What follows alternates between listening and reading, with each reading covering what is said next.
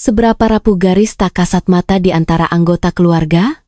Di rumah yang telah kesepian selama 3 tahun ini, udara mulai dipenuhi dengan ketegangan yang seharusnya tidak ada. Setiap napas terasa seperti sedang menguji batas satu sama lain. Ketika sosok muda dan tegap itu masuk dengan membawa kelelahan di sekujur tubuhnya, tidak ada yang menyangka bahwa pintu kamar yang tidak tertutup rapat akan menjadi titik awal dari segala sesuatu yang tidak terkendali. Apakah desahan yang ditekan seumur hidup itu adalah pelampiasan kesepian atau awal dari perasaan yang terlarang? Kemana rahasia yang tidak bisa diucapkan ini akhirnya akan membawa mereka? Suami saya telah meninggalkan saya selama 3 tahun. Saya, Ratna, yang berusia 56 tahun, telah menjalani hidup sendirian. Putri saya, Hana, juga sudah menikah selama 3 tahun, tetapi dia terlalu sibuk dengan pekerjaannya sehingga kami jarang bertemu sebulan sekali. Rumah tanpa suami terasa sangat luas dan kosong. Setiap malam saat berbaring di tempat tidur yang dingin, rasa kesepian itu selalu menyelimuti saya dengan erat. Saya tinggal di sebuah rumah kecil di pinggiran Jakarta. Hidup saya sangat membosankan. Pagi hari makan sendirian, sore hari menonton televisi, dan sesekali pergi ke supermarket terdekat untuk membeli sesuatu. Itulah seluruh hidup saya. Saat malam tiba, perasaan kesepian menjadi lebih kuat. Melihat kursi kosong di samping saya saat menonton berita yang dulu biasa saya tonton bersama suami, rasanya sangat menyakitkan. Suatu malam, saya menerima telepon dari putri saya, Hana. Bu, bolehkah Rio menginap di rumah ibu selama beberapa hari? Hubungan kami sedang tidak baik akhir-akhir ini, jadi kami memutuskan untuk berpisah sementara. Di ujung telepon, suara putri saya terdengar penuh kelelahan. Mendengar kata berpisah, hati saya mencelos. Saya bertanya kepadanya apakah terjadi sesuatu, tetapi dia hanya mengatakan bahwa dirinya terlalu sibuk bekerja dan Rio mungkin merasa diabaikan. Menjaga jarak mungkin akan lebih baik bagi mereka. Baru menikah 3 tahun sudah bicara soal berpisah, pikir saya. Apakah pasangan muda zaman sekarang begitu mudah mengatakan ingin berpisah? Tapi saya tidak bisa menolak permintaan putri saya, apalagi menantu saya, Rio. Selalu menjadi orang yang sopan dan rajin. Saya mengiyakan dan berkata, baiklah, biarkan dia datang. Ibu akan merawatnya dengan baik. Hana mengucapkan terima kasih dan mengatakan bahwa Rio akan datang besok malam. Setelah menutup telepon, perasaan saya campur aduk. Di satu sisi saya mengkhawatirkan putri saya, tetapi di sisi lain, kehadiran seseorang di rumah ini membuat saya merasa sedikit lega. Selama 3 tahun ini, betapa saya merindukan seseorang untuk menemani saya makan. Keesokan paginya, saya mulai sibuk. Saya membersihkan kamar Hana di lantai 2, mengganti sprei baru, dan sengaja pergi ke pasar untuk membeli daging sapi panggang kesukaan menantu saya serta sayur-sayuran segar. Sesampainya di rumah, saya menyeka setiap sudut, bahkan menyikat kamar mandi sampai bersih. Sekitar jam 6 sore, bel pintu berbunyi. Saya membuka pintu dan melihat Rio berdiri di sana. Tingginya 185 cm, dengan fisik yang sangat tegap. Mungkin karena dia adalah seorang pelatih renang, bahunya terlihat sangat lebar.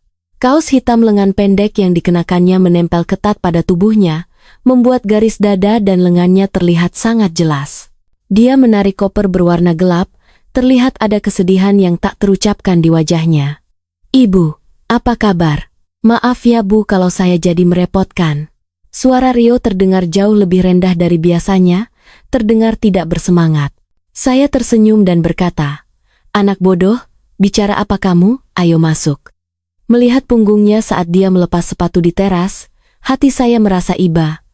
Seorang pria muda berusia 33 tahun, harus pindah ke rumah ibu mertua, harga dirinya pasti sangat terluka.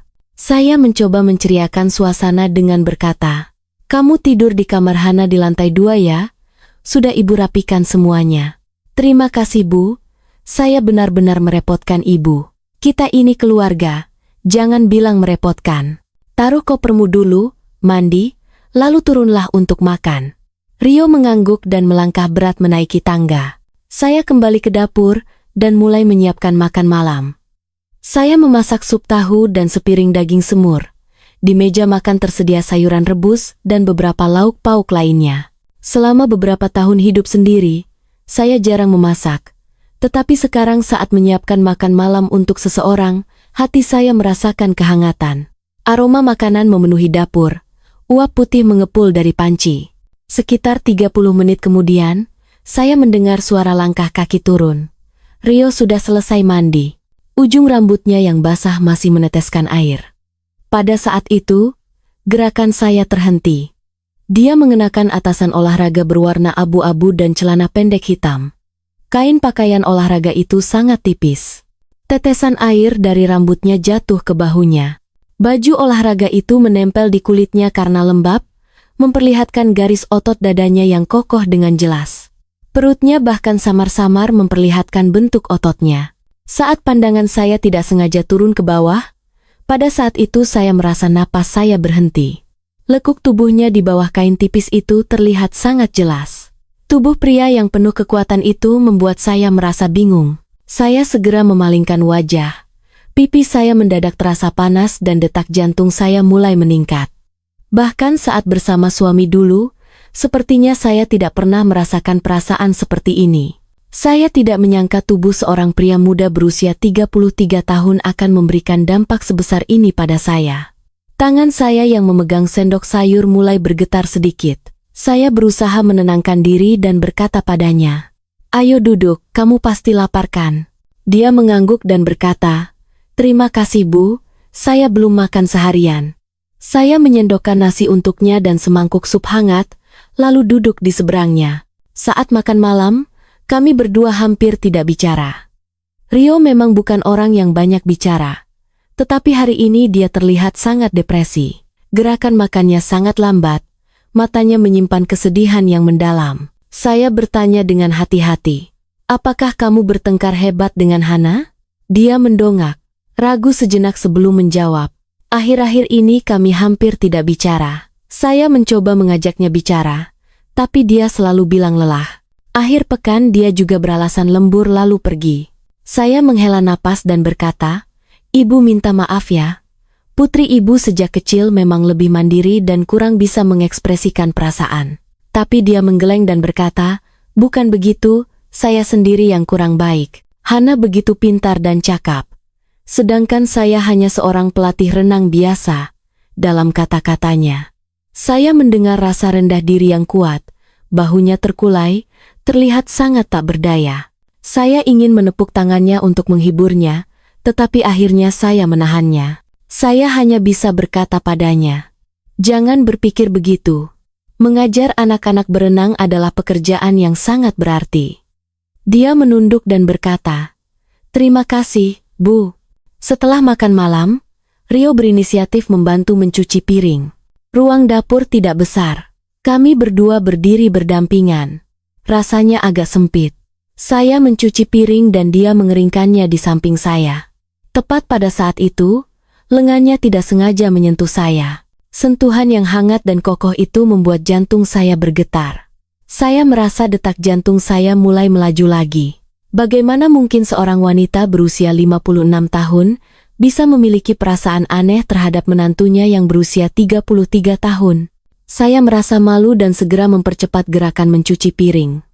Saya berkata padanya, "Sudah, kamu naiklah istirahat, sampai jumpa besok pagi." Dia menjawab dengan lembut, "Baik Bu, Ibu juga istirahat ya, terima kasih banyak untuk hari ini." Setelah Rio naik, saya memandangi punggungnya dan menghela napas panjang. Saya kembali ke kamar dan berbaring di tempat tidur, tetapi tidak bisa tidur sama sekali. Pikiran saya terus dipenuhi oleh bayangan Rio. Rambutnya yang basah, tubuhnya yang kokoh, dan lekukan yang samar di balik baju olahraga itu. Gambaran itu terus membekas di depan mata saya. Saya berkata pada diri sendiri, "Ratna, cepatlah sadar, dia adalah menantumu, suami putrimu." Saya menggelengkan kepala dengan keras, membenamkan wajah ke bantal, berusaha melupakan semuanya, tetapi di lubuk hati yang terdalam, sepertinya ada sesuatu yang diam-diam terbangun. Perasaan yang telah saya bekukan selama 3 tahun seolah mulai mencair. Sejak suami saya meninggal, saya benar-benar melepaskan diri saya sebagai seorang wanita. tidak berdandan, tidak merias diri, hari-hari berlalu seperti air mati. Tetapi kedatangan pria muda ini telah membangunkan kembali panca indera saya yang sudah lama tertidur. Saya berguling-guling di tempat tidur tanpa bisa tidur. Cahaya bulan masuk dengan redup. Saya melihat jam, sudah jam 11 malam. Tepat saat saya berusaha memaksakan diri untuk tidur, terdengar suara pelan dari lantai atas. Itu adalah suara langkah kaki Rio menuju kamar mandi. Diikuti oleh suara siraman air dan suara pintu ditutup. Setelah itu, rumah kembali sunyi. Saya terus terjaga sampai jam 1 dini hari baru tertidur dengan gelisah. Malam itu saya bermimpi. Dalam mimpi itu ada seorang pria yang memeluk saya. Meskipun wajahnya tidak jelas, pelukannya terasa hangat dan kokoh. Keesokan harinya di dini hari, segalanya mulai berubah. Sekitar jam 3 pagi, saya terbangun karena haus. Tenggorokan saya terasa sangat kering. Saya bangkit ingin pergi ke bawah untuk minum air. Saat saya berjalan ke arah tangga, saya menyadari ada seberkas cahaya redup dari bawah pintu kamar Rio di ujung lorong lantai 2. Saya pikir dia mungkin lupa mematikan lampu. Untuk menghemat listrik dan juga khawatir jika terjadi sesuatu padanya, saya berjalan mendekat dengan perlahan. Setelah dekat, saya baru menyadari bahwa pintu kamar tidak tertutup rapat, menyisakan celah sekitar 5 cm. Tepat pada saat itu, saya mendengar suara napas yang tertekan dari dalam kamar. Langkah kaki saya seketika terhenti, jantung saya mulai berdetak kencang tak terkendali. Saya kira-kira bisa menebak itu suara apa, tetapi saya tidak berani memastikannya. Saya seharusnya segera berbalik dan pergi. Saya tidak boleh melihatnya. Tapi tubuh saya tidak mau mendengar. Seolah digerakkan oleh sesuatu, saya mendekatkan kepala saya. Lalu saya melihat Rio berbaring di tempat tidur, hanya mengenakan celana pendek. Satu tangannya mencengkeram sprei erat-erat, wajahnya penuh dengan penderitaan dan tekanan. Di dalam kamar bergema suara napasnya yang berat dan rendah. Ternyata menantu yang kesepian ini sedang berjuang dengan penderitaan melawan nafsu yang tak terkendali di dalam hatinya. Saya menahan napas. Saya tahu saya harus segera berbalik. Ini adalah gambaran yang tidak boleh saya lihat. Tetapi kaki saya seolah berakar di sana. Tidak bisa bergerak. Pandangan saya sepenuhnya tertarik padanya. Bibir saya terasa kering. Saya tidak tahan untuk menelan ludah. Jantung saya berdebar seperti ingin melompat keluar dari dada. Pada saat yang sama, perut bagian bawah saya merasakan aliran hangat yang aneh. Itu adalah perasaan yang sudah saya lupakan selama 3 tahun penuh. Sebuah reaksi naluriah sebagai seorang wanita. Suara napasnya yang terburu-buru semakin jelas. Tepat pada saat itu, saya yang panik melangkah mundur, dan lantai kayu di bawah kaki saya mengeluarkan suara krak. Siapa itu? Suara Rio yang tegang terdengar dari dalam kamar. Saya sangat ketakutan, dan segera berbalik, lari kembali ke kamar saya sendiri, lalu menutup pintu dengan keras. Jantung saya berdegup kencang, punggung saya penuh keringat dingin. Saya jatuh di tempat tidur, dan menutup diri dengan selimut.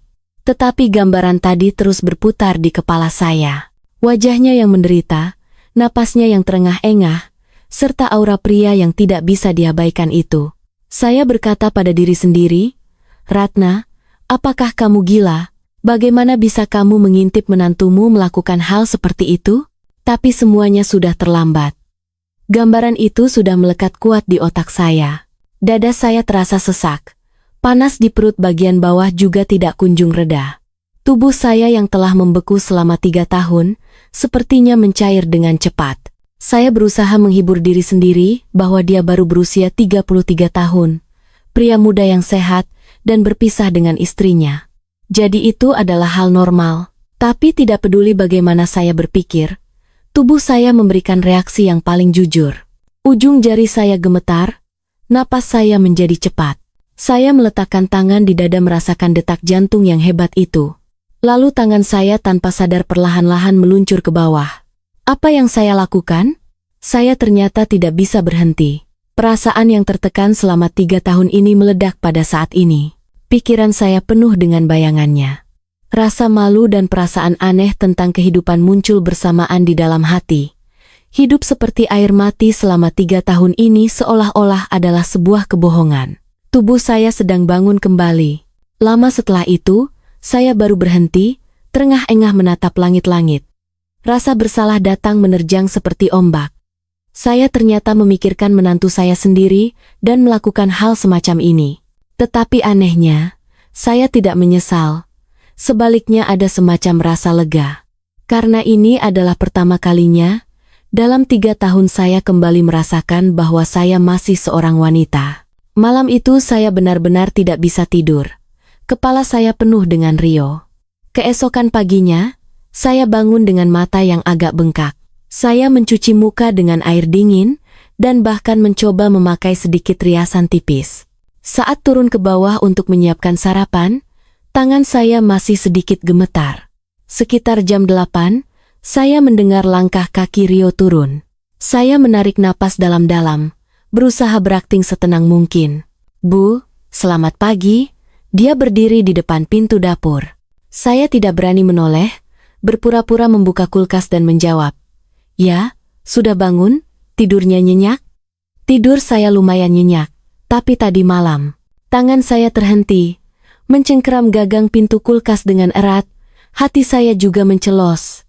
Saya bertanya padanya ada apa semalam. Dia berkata, "Apakah ibu mendengar suara sesuatu di lorong?" Sepertinya saya mendengar suara sesuatu. Saya perlahan berbalik dan menatap matanya. Wajahnya juga sedikit memerah. Saya berbohong dan berkata, "Ah, itu saya."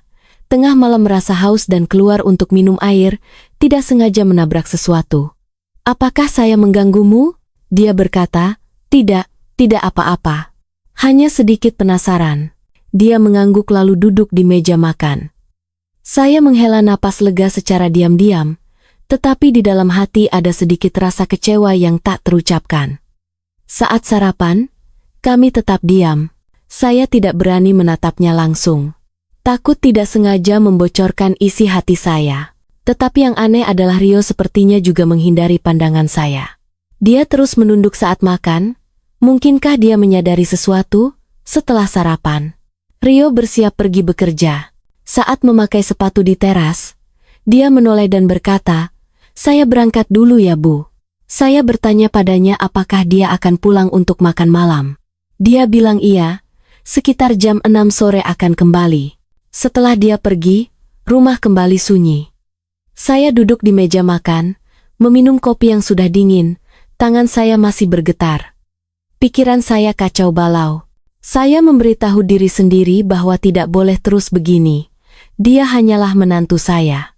Tetapi apapun yang terjadi, saya tidak bisa melupakan gambaran tadi malam. Sore itu, saya berjalan ke lantai 2. Saya perlahan berjalan ke depan pintu kamar Rio, ragu apakah akan masuk atau tidak.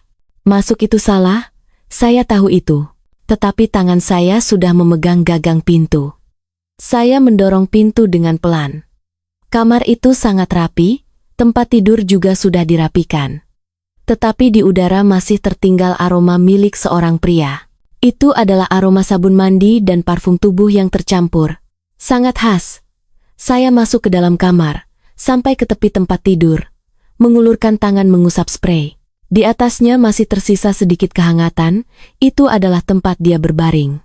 Semalam dia ada di sini.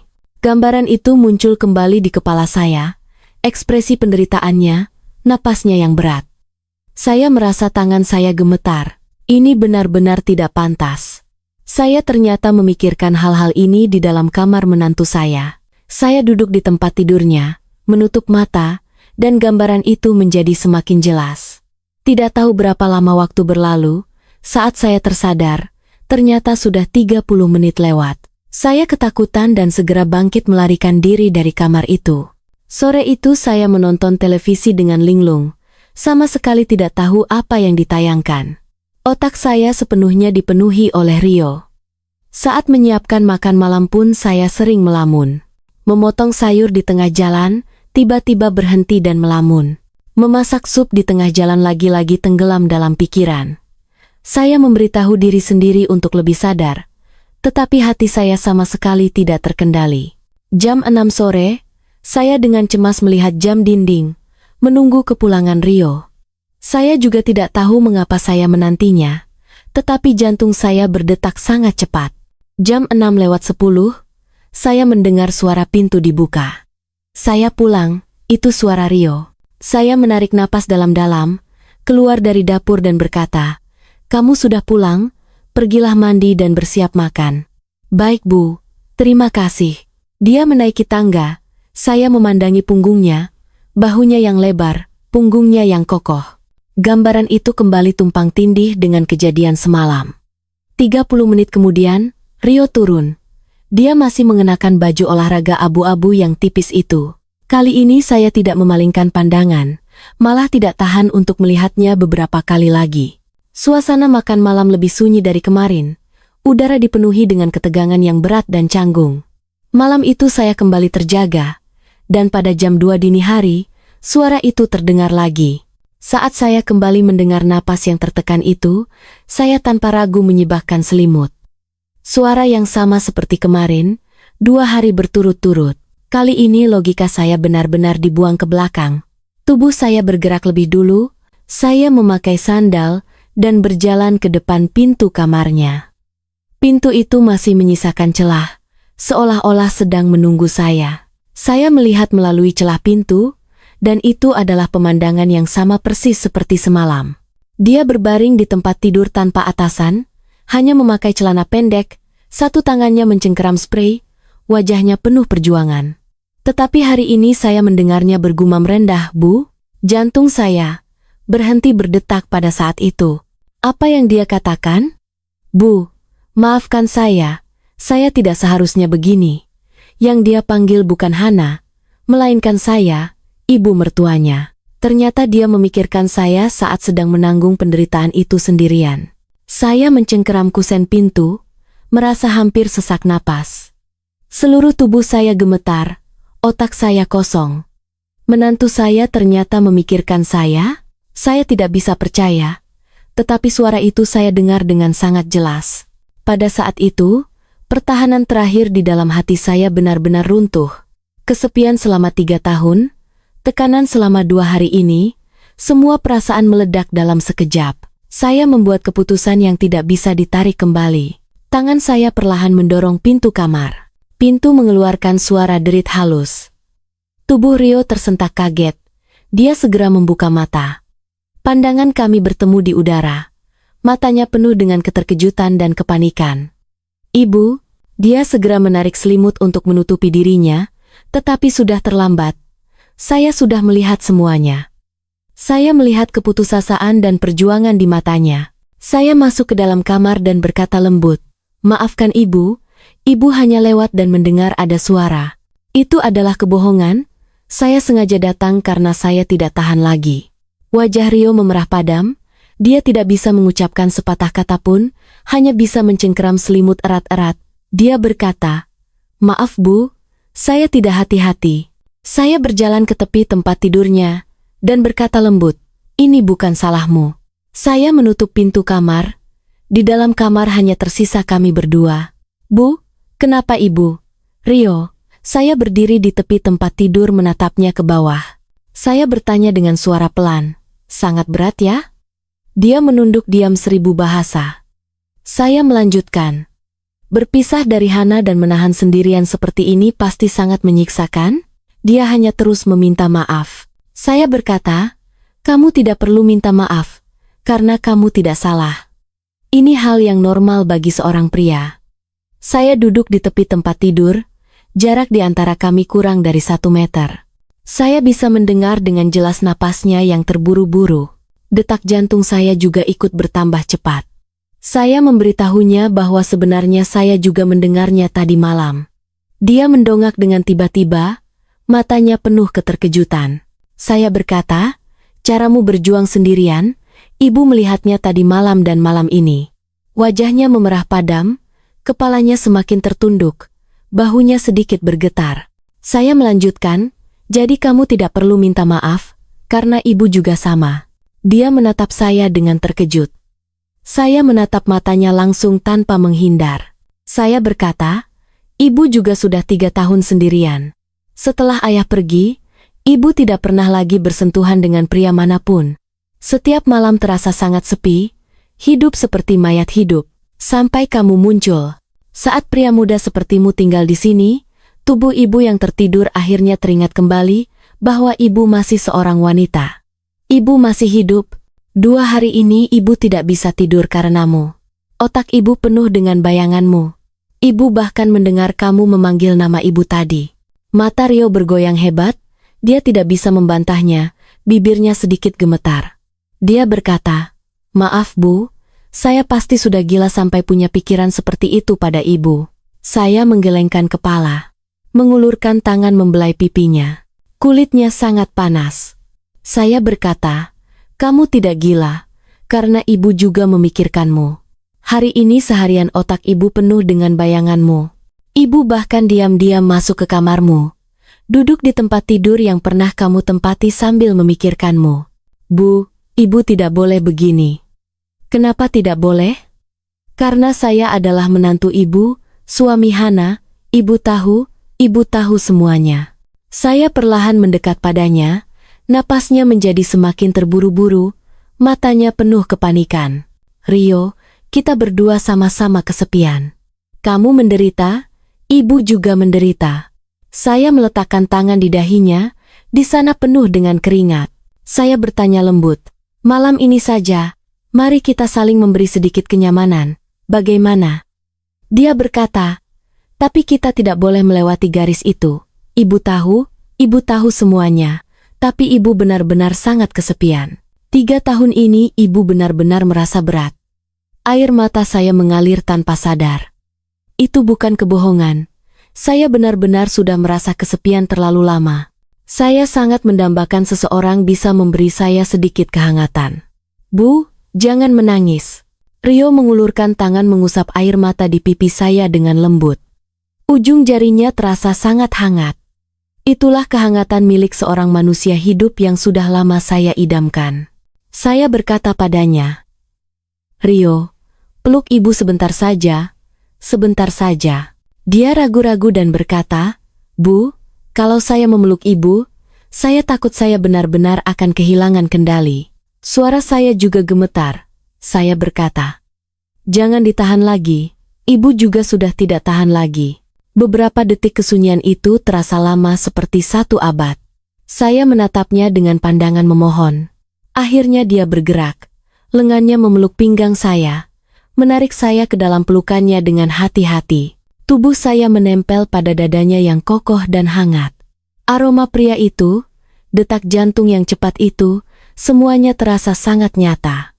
Ini adalah pertama kalinya dalam 3 tahun saya merasakan pelukan seorang pria. Saya membenamkan wajah di dadanya, air mata terus mengalir. Dia mengusap punggung saya dengan lembut untuk menenangkan saya. "Tidak apa-apa, tidak apa-apa." Di bawah hiburannya, tubuh saya sedikit gemetar. Benar-benar sudah terlalu lama tidak ada orang yang memeluk dan menenangkan saya seperti ini. Saya berkata padanya, "Terima kasih Rio, terima kasih banyak." Saya perlahan mendongak, pandangan kami kembali bertemu. Jarak yang begitu dekat sehingga saya bisa merasakan napas yang dihembuskannya. Waktu seolah berhenti, udara semakin panas, suasana tegang menyebar di antara kami. Dia berbisik, "Bu, jika begini terus, kita benar-benar tidak akan bisa kembali lagi." Saya menjawab, "Ibu tahu." Dia bertanya, "Apakah ibu benar-benar tidak menyesal?" Saya tidak berbicara, melainkan memberinya jawaban dengan tindakan. Bibir saya menempel lembut pada bibirnya. Awalnya hanya terasa ringan seperti bulu, tapi dengan cepat menjadi semakin dalam. Tangan Rio memegang bagian belakang kepala saya, ciuman kami menjadi intens. Perasaan yang tertekan selama 3 tahun meledak sepenuhnya pada saat ini. Saya merasa hampir sesak napas. Tangannya meluncur ke pinggang saya, memeluk saya dengan kuat. Saya juga memeluk lehernya dengan erat. Ketika bibir kami terpisah, kami berdua terengah-engah hebat. Dia ingin mengatakan sesuatu, tetapi saya menghentikannya. Saya berkata, "Jangan bicara, rasakan saja dengan hati." Saya kembali menciumnya, kali ini lebih dalam dan lebih penuh damba. Udara di kamar semakin panas. Garis tak kasat mata di antara kami akhirnya benar-benar terputus. Dia memeluk saya dengan lembut ke dalam dekapannya. Pada saat itu kami bukan lagi ibu mertua dan menantu, melainkan hanya dua jiwa kesepian yang mendambakan kehangatan. Malam itu kami melewati batas yang terlarang. Kami saling menghibur sampai dini hari, membasuh kesepian satu sama lain dan mengisi kekosongan masing-masing. Meskipun tahu ini salah, tapi kami tidak bisa berhenti. Sampai sinar cahaya pertama masuk melalui jendela, barulah kami tertidur dengan kelelahan dalam pelukan masing-masing. Jam 5 pagi saya terbangun di pelukan Rio, mendengarkan detak jantungnya yang teratur. Saya perlahan membuka mata, langit di luar sudah mulai terang. Saya benar-benar telah melakukan hal seperti ini. Pikiran itu membuat realitas sedikit demi sedikit kembali. Saya dan menantu saya telah menghabiskan malam bersama. Saya telah mengkhianati putri saya, melewati garis yang tidak seharusnya dilewati. Rasa bersalah muncul dari dalam hati. Tapi pada saat yang sama saya juga merasakan perasaan hidup yang tidak pernah saya rasakan selama 3 tahun. Lengan Rio masih di pinggang saya. Dia tidur dengan sangat nyenyak. Bahkan ada seulas senyum tipis di wajahnya. Sepertinya masa-masa ini dia benar-benar merasa sangat berat. Saya mencoba melepaskan diri dari pelukannya dengan diam-diam. Tetapi dia malah mempererat pelukannya. "Bu, ibu sudah bangun?" Suaranya yang mengantuk terdengar rendah dan serak. Saya berkata lembut, "Ya, sudah waktunya bangun." Dia bertanya jam berapa sekarang? Saya bilang sudah jam 5 lewat. Dia berkata, "Masih pagi kok, berbaringlah sebentar lagi." Lengannya memeluk saya lebih erat. Saya tidak melawan, atau lebih tepatnya saya sama sekali tidak ingin melawan. Bisa dipeluk seperti ini oleh seseorang rasanya sangat enak. Setelah beberapa saat saya bertanya pelan, "Rio, apakah kita telah berbuat salah?" Udara membeku selama beberapa detik, saya bisa merasakan detak jantungnya sedikit lebih cepat. Dia berkata, "Saya tidak tahu, tapi saya tidak menyesal." Saya juga berkata, "Ibu juga tidak menyesal." Saya membenamkan wajah di dadanya, mencium aroma keringat yang bercampur sabun mandi di tubuhnya. Dia tiba-tiba berucap, "Bu, sebenarnya pertama kali saya bertemu ibu. Saya sudah sangat mengagumi ibu." Saya mendongak dengan terkejut. Dia berkata, 3 tahun lalu saat saya dan Hana datang berkunjung. Pertama kali saya melihat ibu, hati saya sudah goyah. Saya bilang tidak mungkin. Dia bilang itu benar. Ibu saat itu benar-benar sangat cantik. Jauh lebih menarik bagi saya daripada Hana. Saya bilang jangan bicara sembarangan. Saat itu saya sudah 53 tahun. Dia bilang umur tidak penting. Ibu selalu menjadi wanita yang sangat menawan, bahkan sampai sekarang. Dia menatap saya dengan pandangan yang sangat tulus. Tidak terlihat seperti sedang berbohong. Dia berkata, "Selama 3 tahun ini saya selalu memikirkan ibu. Karena itulah saya merasa sangat bersalah pada Hana." Air mata saya mengalir lagi. Saya bilang, "Bodoh, kenapa kamu bicara seperti ini?" Dia berbisik, "Saya mencintai ibu." Jantung saya seolah berhenti sejenak. Saya bertanya apa katanya. Dia menjawab, "Saya mencintai ibu, Bu Ratna." Kalimat ini sudah saya simpan di dalam hati selama 3 tahun. Saya menggelengkan kepala dan berkata, "Rio, itu bukan cinta. Kamu hanya terlalu kesepian." Tapi dia menjawab dengan yakin, "Bukan, ini benar-benar cinta, hati saya tulus." Saya memeluknya erat, air mata tidak berhenti mengalir, di dalam hati ada kesedihan. Saya tidak tahu bagaimana menghadapi perasaan ini. Saya hanya bisa memberitahunya, "Ibu juga sangat menyukaimu, sangat, sangat menyukaimu." Kami kembali berpelukan dalam keheningan. Ciuman kami tidak lagi intens seperti tadi malam, melainkan penuh dengan kelembutan dan keterikatan. Lalu semuanya dimulai lagi. Dalam cahaya pagi yang remang-remang, kami sekali lagi memastikan perasaan masing-masing dengan cara yang paling intim. Jam 7 saya baru keluar dari kamarnya. Berjalan di lorong, saya merasa kaki saya lemas dan seluruh tubuh tidak bertenaga. Saya kembali ke kamar, melihat diri saya di cermin, bibir saya agak bengkak, dan di leher ada beberapa tanda samar. Saya mencari baju berkerah tinggi dari lemari. Untungnya sekarang bulan November, memakai baju seperti itu tidak akan terasa aneh. Sekitar jam 8 Rio turun. Dia sudah berganti pakaian siap untuk berangkat bekerja. Pandangan kami bertemu di udara. Bu, selamat pagi. Dia kembali menjadi menantu yang sopan itu. Keintiman malam hari seolah digantikan oleh tata krama di siang hari. Saya bilang, ya, sarapan dulu baru pergi. Kami duduk di kedua ujung meja makan. Saat makan pandangan kami tidak sengaja saling bertemu, telinganya sedikit memerah, begitu juga saya. Setelah makan dia berjalan ke teras dan menoleh melihat saya sekali. Bu, ya? Malam ini, dia tidak menyelesaikan kalimatnya. Tapi saya mengerti maksudnya. Saya mengangguk, ya? Setelah makan malam. Wajahnya menunjukkan senyum yang sangat cerah. Setelah pintu tertutup, saya duduk lemas di kursi. Apa yang sebenarnya saya lakukan? Seharusnya ini berakhir kemarin. Rasa bersalah kembali menyerang. Tetapi pada saat yang sama hati saya juga penuh dengan penantian. Saya ternyata menantikan kedatangan malam ini. Hari itu waktu terasa berlalu sangat cepat. Saya bersih-bersih, mencuci baju, dan pergi ke pasar membeli daging sapi untuk dipanggang. Jam 4 sore, saya bahkan sengaja mandi, mengoleskan lotion tubuh lebih teliti dari biasanya, dan menyemprotkan sedikit parfum. Saya bahkan memilih pakaian dengan cermat. Saya bertanya pada diri sendiri, apakah sekarang saya berdandan demi menantu saya? Tapi saya tidak bisa berhenti. Jam 6 sore Rio kembali. Begitu masuk dia berkata, aromanya enak sekali. Saya tersenyum dan berkata sudah menyiapkan makanan kesukaannya.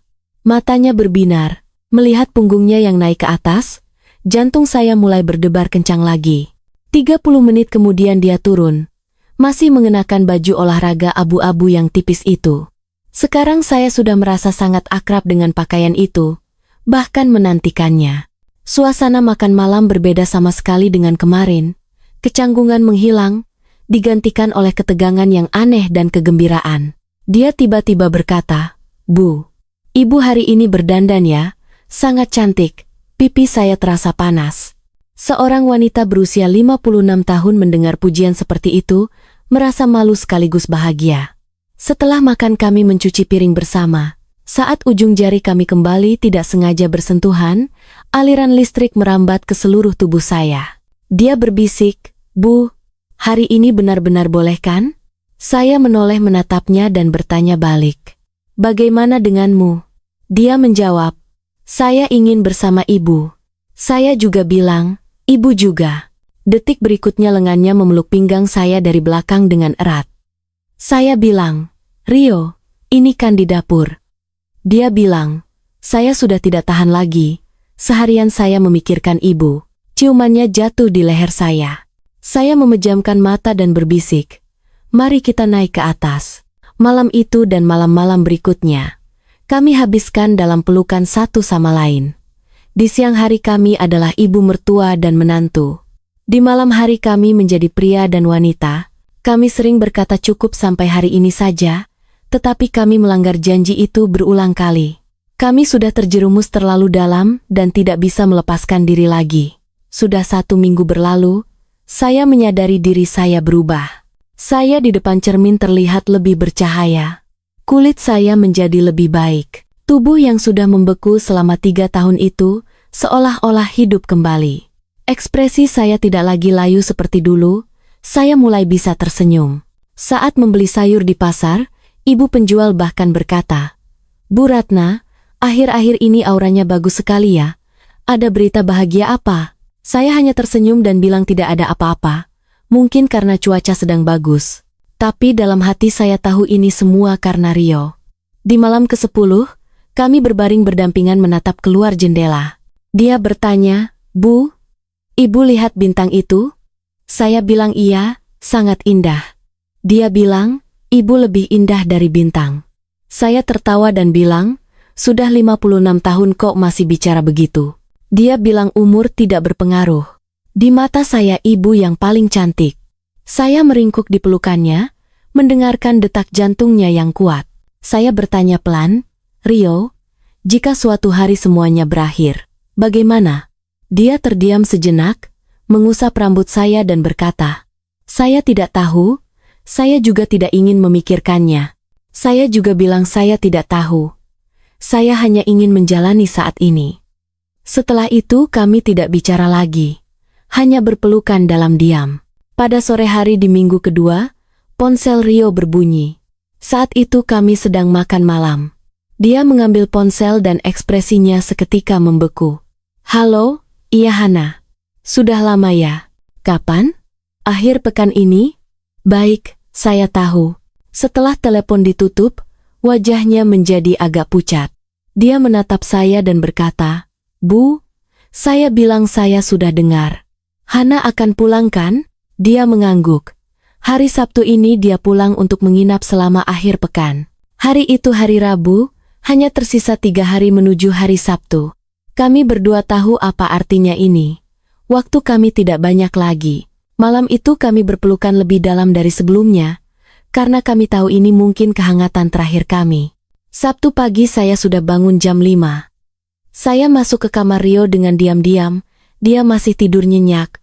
Saya duduk di tepi tempat tidur menatapnya dengan tenang. Pria yang selama 2 minggu ini setiap malam bersamaku. Pria yang saya cintai. Tapi mulai hari ini, dia akan kembali menjadi menantu saya. Saya membangunkannya dengan lembut dan berkata, Rio, mulai hari ini semuanya berakhir. Dia mengangguk. Saya tahu. Saya memberitahunya saat Hana ada di sini. Kami tidak boleh memiliki interaksi yang tidak wajar sama sekali. Harus bersikap seperti biasa. Lalu suara saya gemetar. Saya berkata, meskipun Hana nanti pergi lagi, kita harus benar-benar berakhir. Matanya bergoyang. Dia bertanya kenapa. Saya bilang jika terus begini suatu hari akan ketahuan. Saat itu kita bertiga akan terluka. Saya memberitahunya. Rio, kamu adalah suami Hana. Saya adalah ibu mertuamu. Kita sudah salah terlalu jauh. Saya memeluknya ingin merasakan kehangatannya untuk terakhir kali. Saya bilang, maafkan ibu yang memulai duluan, ibu yang menggodamu. Tapi dia bilang tidak. Saya juga menginginkannya. Ini bukan salah ibu. Saya bilang ini adalah yang terakhir bagi kita. Tapi dia memohon pada saya. Bu, beri saya sekali lagi saja, sebagai yang terakhir. Lengannya memeluk saya erat. Kami berpelukan lama dalam diam.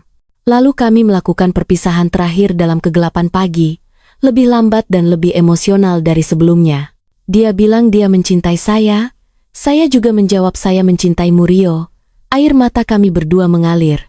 Air mata asin bercampur dalam ciuman kami. Jam 7 pagi saya keluar dari kamarnya. Kembali ke kamar sendiri, saya jatuh di tempat tidur dan menangis tanpa suara dalam waktu yang lama. Semuanya telah berakhir. 2 minggu ini seperti sebuah mimpi. Semua kenangan bersama Rio akan disimpan dalam peti terkunci. Jam 8 saya bangun merias wajah untuk menutupi mata yang bengkak karena menangis. Lalu turun menyiapkan kedatangan putri saya. Rio juga turun membantu. Kami hampir tidak bicara, hanya bekerja dalam diam. Sesekali pandangan kami bertemu namun segera beralih. Jam 11 lewat bel pintu berbunyi. Itu Hana.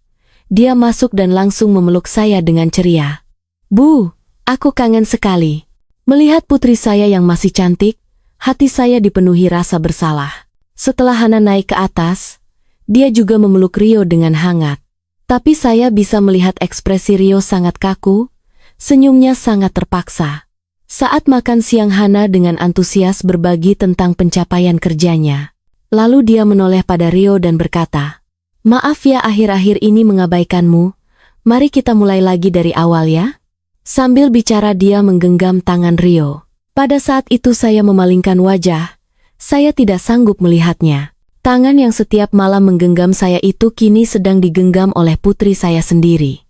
Hati saya sakit sampai sulit bernapas, tapi saya harus berpura-pura tidak terjadi apa-apa. Malam hari Hana bilang lelah dan masuk kamar istirahat. Rio juga kembali ke kamarnya. Saya sendirian berbaring di tempat tidur, air mata kembali mengalir. Semuanya benar-benar berakhir. Saya tidak bisa lagi memeluknya. Malam itu saya kembali tidak bisa tidur. Jam 1 dini hari. Saya merasa haus dan keluar kamar. Tapi melihat di bawah pintu kamar Rio ada seberkas cahaya lampu. Saya menghentikan langkah. Saya tahu saya tidak boleh ke sana. Tapi kaki saya tidak mau mendengar. Saya melihat melalui celah pintu, melihat Rio duduk sendirian di tepi tempat tidur. Bahunya bergetar, dia sedang menangis tanpa suara. Hati saya seperti tersayat-sayat. Saya ingin sekali masuk memeluk dan menghiburnya, tapi saya tidak bisa. Saat saya bersiap untuk berbalik, lantai mengeluarkan suara. Siapa? Suara Rio terdengar. Dia membuka pintu, kami saling menatap. Dia memanggil lirih, "Bu." Saya berbohong lagi, dan bilang hanya lewat melihat lampunya masih menyala. Kami berdua tahu itu bohong. Kami berdiri di lorong, saling berbicara melalui mata tentang kerinduan kami masing-masing. Tapi kami tidak bisa berbuat apa-apa karena di kamar sebelah ada Hana. Dia berbisik pelan, "Bu, selamat malam." Saya berbalik kembali ke kamar tanpa berani menoleh lagi. Saya takut jika menoleh saya akan berlari memeluknya tanpa memedulikan apapun. Besoknya Hana pergi lebih awal. Rumah kembali hanya tinggal saya dan Rio. Kami berdiri di ruang tamu saling menatap tapi tidak ada yang bicara, karena kami tahu sekali bicara kami akan terjatuh lagi. Saya berkata padanya, "Ibu kembali ke kamar. Kamu juga istirahatlah." 1 minggu lagi berlalu seperti itu. Rio masih tinggal di rumah saya, kami dengan hati-hati menjaga jarak. Meski tinggal satu atap, bahkan bersentuhan tangan pun tidak bisa, hanya bisa lewat pandangan mata mengirimkan kerinduan. 2 minggu kemudian Rio akhirnya berkata kepada saya, "Bu, besok saya akan pindah kembali ke rumah. Hana sudah menghubungi dan ingin bicara baik-baik." Saya bilang, "Ya, itu bagus, memang seharusnya begitu." Dia bilang, "Maaf ya Bu sudah merepotkan." Saya menggeleng dan bilang tidak apa-apa. Malam itu adalah makan malam terakhir kami, dilewati dalam keheningan. Keesokan paginya Rio sudah membereskan koper. Saya mengantarnya sampai pintu depan. Dia menatap saya dan berkata, "Saya pernah mencintai Ibu." Saya juga menjawabnya, "Ibu juga." Dia bertanya, "Apakah Ibu menyesal?" Saya menggelengkan kepala. "Tidak. Ibu tidak menyesal. Waktu itu adalah saat-saat Ibu merasa benar-benar hidup dalam seumur hidup Ibu." Dia bilang, "Saya juga, seumur hidup saya tidak akan lupa." Dia berbalik pergi. Saya melihat punggungnya, air mata mengaburkan pandangan saya. Pintu ditutup. Di rumah yang kosong itu hanya tersisa saya sendirian lagi. Di batas moralitas, ada beberapa perasaan yang ditakdirkan untuk tidak diberkati. Tapi bagi sebuah jiwa yang sudah lama kesepian, apakah kehangatan singkat itu adalah dosa ataukah sebuah penebusan yang datang terlambat? Mungkin hal yang paling membuat orang rindu dalam hidup, bukanlah kebahagiaan yang sempurna tanpa celah, melainkan momen tertentu yang membuat kita kembali merasa hidup. Bagi Ratna, waktu 1 bulan itu seperti sinar matahari hangat di musim dingin yang singkat namun cukup untuk mencairkan hati yang sudah lama membeku. Rumah itu akhirnya kembali ke kesunyian semula. Menantu kembali ke sisi putrinya, semuanya seolah kembali ke jalur yang benar. Tapi kami berdua tahu, ada sesuatu yang telah berubah selamanya. Rahasia itu akan selamanya terkubur di dalam hati. Menjadi sebentuk kelembutan yang tidak diketahui siapapun di dalam hidupnya. Dia mengingatkan kita bahwa meskipun di tempat yang tidak seharusnya bunga mekar, perasaan terkadang akan tetap mekar dengan cara yang paling kuat untuk menunjukkan keindahan yang singkat. Cerita hari ini sampai di sini. Jika Anda menyukai ini silakan berlangganan saluran hasrat yang tak menua dan dukung karya kami. Semoga hari Anda menyenangkan.